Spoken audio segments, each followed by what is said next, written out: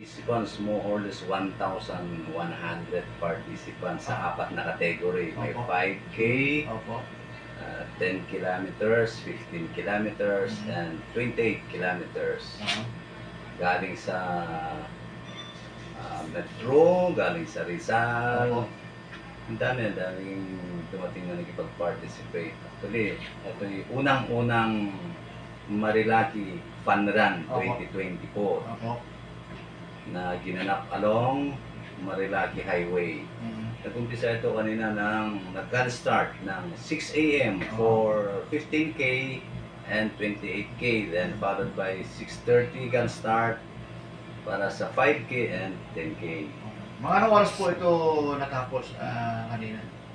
Mga 10:30 tapos na lahat yung mga nag-join ng fun run. Yung mga participants ng fun run, mga civilian na runners sa kung saan galing sa Metro Manila, dito sa Rizal.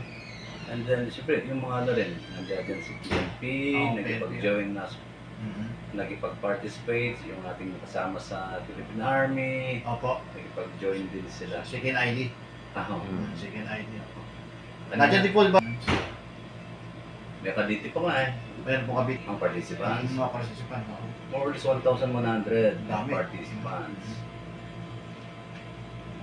Finisher, may medal. May medal pong ready na tatanggap. Lahat ng finisher ng runners may binigay na medals. Ito mga ka-issue ng bayan, ano? Okay. Sa mga ibang karagdagan na kukunin natin yung lahat ng mga kung sino-sino yung mga talagang dumating dito sa nasabing Marilaki Fun Run, mga ka-issue ng bayan. So, sa ngayon sigurado na dyan. Saan po ang nag-finish to? Nag-start actually dyan sa may crossing just beside the Sampaloc Barangay Hall. Doon din sa basketball covered court malapit sa Barangay Hall din ng Sampaloc finish. Okay. Maraming salamat ang ating jefe ng Tanay Rizal.